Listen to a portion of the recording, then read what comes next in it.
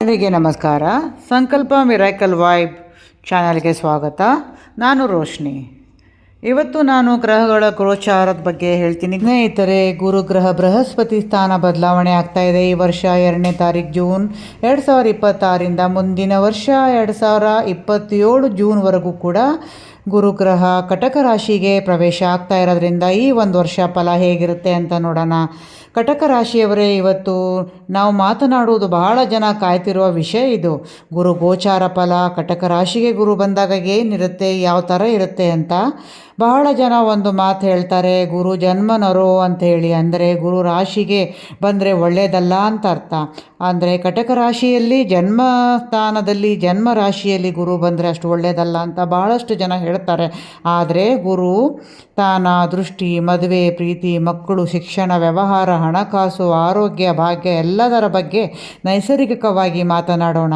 ಕಟಕ ರಾಶಿಯವರೇ, ಗುರು ಉಚ್ಚ ಸ್ಥಾನದಲ್ಲಿ ಬರುವುದರಿಂದ ಜ್ಯೋತಿಷ್ಯದಲ್ಲಿ ಸಾಮಾನ್ಯವಾಗಿ ಗುರು ಕಟಕದಲ್ಲಿ ಉಚ್ಚ ಸ್ಥಾನದಲ್ಲಿದ್ದಾನೆ ಎಂದು ಪರಿಗಣಿಸಲಾಗುತ್ತದೆ.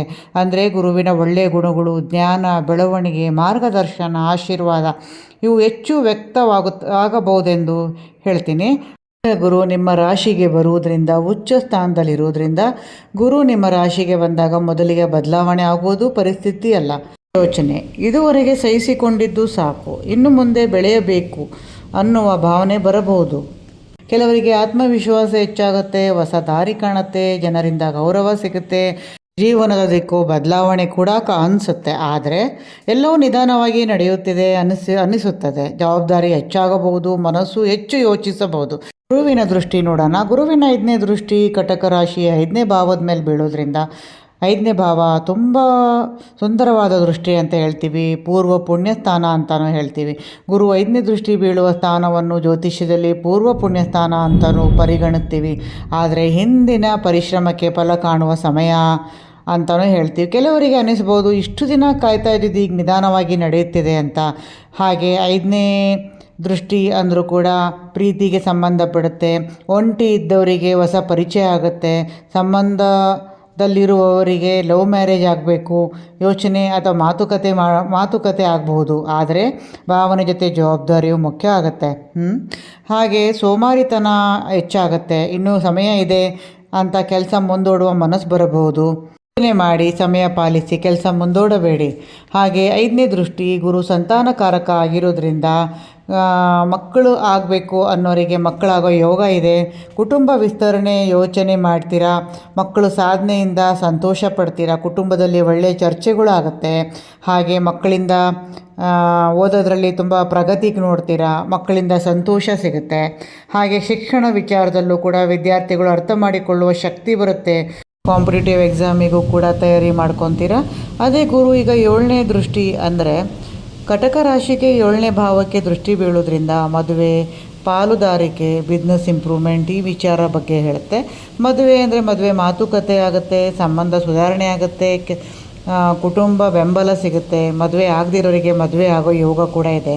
7ನೇ ಮನೆ ದೃಷ್ಟಿ ಅಂದರೆ ಬಿಸ್ನೆಸ್ ಅಂದರೆ ಇಂಪ್ರೂವ್ಮೆಂಟ್ಸ್ ಆಗುತ್ತೆ. ಬಿಸ್ನೆಸ್ಸಲ್ಲಿ ಇನ್ನೂ ಹೆಚ್ಚು ವ್ಯಾಪಾರ ಮಾಡ್ತೀರಾ, ಹೊಸ ಗ್ರಾಹಕರು ಬರ್ತಾರೆ, ಹೊಸ ಸಂಪರ್ಕ ಹೆಚ್ಚಾಗುತ್ತೆ, ಜನರ ವಿಶ್ವಾಸ ಹೆಚ್ಚಾಗುತ್ತೆ, ವ್ಯಾಪಾರ ವಿಸ್ತರಣೆ ಯೋಚನೆ ಕೂಡ ಮಾಡ್ತೀರಾ. ಹಳೆಯ ಕೆಲಸಗಳಿಗೆ ಮತ್ತೆ ಚಾಲನೆ ಬರಬಹುದು. ಪಾಲುದಾರಿಕೆ ವ್ಯವಹಾರ ಇದ್ದರೆ ಸ್ಪಷ್ಟ ಮಾತುಕತೆ ಯಶಸ್ವಿಗೆ ಸಹಾಯ ಮಾಡಬಹುದು. ಉದ್ಯೋಗದಲ್ಲಿ ಹೊಸ ಜವಾಬ್ದಾರಿ ಹೆಚ್ಚಾಗುತ್ತೆ, ಕೆಲಸದಲ್ಲಿ ಬೆಳವಣಿಗೆ ಕೂಡ ಆಗುತ್ತೆ. ಅದೇ ಗುರುವಿನ 9ನೇ ದೃಷ್ಟಿ ಮೀನರಾಶಿ ಮೇಲೆ ಅಂದರೆ ಕಟಕ ರಾಶಿಯವರಿಗೂ ಕೂಡ 9ನೇ ದೃಷ್ಟಿ ಆಗಿರೋದ್ರಿಂದ ಗುರುವಿನ 9ನೇ ದೃಷ್ಟಿಯನ್ನು ಹಲವರು ಭಾಗ್ಯದ ದೃಷ್ಟಿ ಅಂತ ಪರಿಗಣಿಸ್ತಾರೆ, ಭಾಗ್ಯದ ಸ್ಥಾನ ಅಂತಾರೆ. ಕೆಲವರಿಗೆ ಹೀಗೆ ಅನ್ನಿಸ್ಬೋದು, ಇಷ್ಟು ದಿನ ಮುಚ್ಚಿದ ಬಾಗಿಲು ಈಗ ತೆರೆಯುತ್ತಿದೆ ಅಂತ. ಇದರಿಂದ ಕೆಲವರು ಹೇಳ್ತಾರೆ, ಗುರುವಿನ 9ನೇ ದೃಷ್ಟಿ ಬಂದಾಗ ಭಾಗ್ಯದ ಬಾಗಿಲು ತೆರೆಯಬಹುದು ಅಂತ. ಇದರ ಪರಿಣಾಮವಾಗಿ ಹೊಸ ಅವಕಾಶಗಳು, ಉನ್ನತ ಶಿಕ್ಷಣ, ಒಳ್ಳೆಯ ಮಾರ್ಗದರ್ಶನ, ಹಣಕಾಸಿನ ಬೆಳವಣಿಗೆ, ದೂರ ಪ್ರಯಾಣ ಕೂಡ ಮಾಡ್ತೀರಾ. ಹಣದ ಅರಿವು ಸುಧಾರಣೆ ಆಗುತ್ತೆ, ಉಳಿತಾಯದ ಯೋಚನೆ ಕೂಡ ಮಾಡ್ತೀರಾ, ಸಾಲ ಕಡಿಮೆ ಮಾಡಬೇಕು ಅಂತಲೂ ಕೂಡ ಯೋಚನೆ ಮಾಡ್ತೀರಾ. ಅದೇ ಆರೋಗ್ಯ ವಿಚಾರ ಕಡೆ ಗಮನ ಕೊಡಿ. ಆರೋಗ್ಯ ಚೆನ್ನಾಗೇ ಇರುತ್ತೆ, ಆದರೆ ನಿದ್ರೆ, ಆಹಾರ, ಮನಸ್ಸಿನ ಶಾಂತಿ, ದೇಹದ ಚಟುವಟಿಕೆ ಇವು ತುಂಬ ಮುಖ್ಯ ಆಗುತ್ತೆ. ಹಾಗೆ ಗುರು ಕೇವಲ ಅದೃಷ್ಟ ಕೊಡುವುದಿಲ್ಲ, ನಿಮ್ಮ ಒಳಗಿನ ಶಕ್ತಿಯನ್ನು ಎಬ್ಬಿಸುತ್ತಾನೆ. ಉಚ್ಚ ಗುರು ಅವಕಾಶ ತೋರಬಹುದು, ಜನ್ಮ ಗುರು ನಿಮ್ಮನ್ನು ಬದಲಿಸಬಹುದು. ಗುರುವಿನ ದೃಷ್ಟಿ ಜೀವನಕ್ಕೆ ಹೊಸ ದಾರಿ ತೋರಿಸಬಹುದು. ಆದ್ದರಿಂದ ಭಯಬೇಡ, ತಾಳ್ಮೆ, ಪ್ರಯತ್ನ ಮತ್ತು ನಂಬಿಕೆ ಜೊತೆ ಮುಂದೆ ನಡೆಯಿರಿ. ವಿಡಿಯೋ ಇಷ್ಟವಾದರೆ ಲೈಕ್ ಮಾಡಿ, ಶೇರ್ ಮಾಡಿ, ಸಬ್ಸ್ಕ್ರೈಬ್ ಮಾಡಿ. ಮುಂದಿನ ರಾಶಿ ಫಲದೊಂದಿಗೆ ಮತ್ತೆ ಭೇಟಿಯಾಗೋಣ. ನಮಸ್ಕಾರ.